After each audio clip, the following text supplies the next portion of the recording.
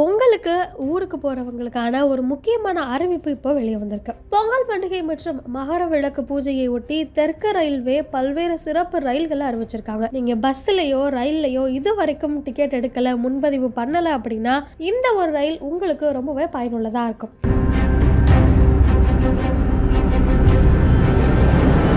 அந்த வகையில் சென்னை திருவனந்தபுரம் ரயில் பயணிகள் மத்தியில் இந்த ஒரு சிறப்பு ரயில் பெரிதளவில் கவனம் பெற்றிருக்கு. தமிழகத்தில் இன்றிலிருந்தே பொங்கல் பண்டிகைக்கான கொண்டாட்டம் தொடங்கி இருக்கு. தொடர்ந்து 4 நாட்கள் விடுமுறை அளிக்கப்பட்டுள்ளது. எனவே குடும்பத்துடன் சொந்த ஊரில் பண்டிகையை கொண்டாட பலரும் திட்டமிட்டு புறப்பட்டு சென்ற வண்ணம் இருக்கின்றனர். இவர்களுடைய வசதிக்காக தெற்கு ரயில்வே சார்பில் சிறப்பு ரயில்கள் அறிவிக்கப்பட்டிருக்கு. அதில் சென்னை எழும்பூர் மங்களூர் ஜங்ஷன், ராமநாதபுரம் தாம்பரம், கோவை திண்டுக்கல், கோவை திருவனந்தபுரம் விஜயவாடா, சென்னை எழும்பூர் மதுரை உள்ளிட்ட சிறப்பு ரயில்கள் இடம்பெற்றுள்ளன. இந்த பட்டியலில் புதிதாக சென்னை எழும்பூர் திருவனந்தபுரம் வடக்கு இடையில் சிறப்பு ரயில் அறிவிக்கப்பட்டுள்ளது. பொங்கல் பண்டிகை மட்டுமின்றி சபரிமலையில் மகர விளக்கு பூஜைக்காக செல்லும் பக்தர்கள் வசதிக்காகவும் இந்த ரயில் இயக்கப்படுகிறது. இதற்கான முன்பதிவு தொடங்கி விறுவிறுவென நடைபெற்று வருகிறது. ரயில் எண் 0651 என்ற எண் கொண்ட சென்னை எழும்பூர் திருவனந்தபுரம் வடக்கு ஒரு வழி பாதை சிறப்பு எக்ஸ்பிரஸ் ரயிலானது இன்று இரவு 11:45 மணிக்கு சென்னை எழும்பூரிலிருந்து புறப்படுகிறது.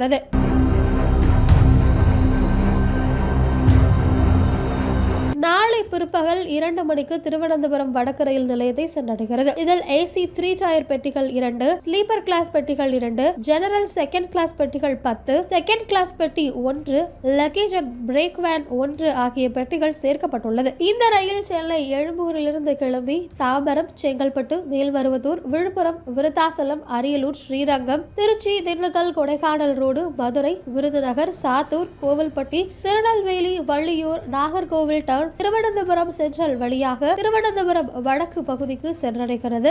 இந்த ரயில் தற்போது பயணிகள் மத்தியில் பெரும் வரவேற்பை பெற்றிருப்பது குறிப்பிடத்தக்கது.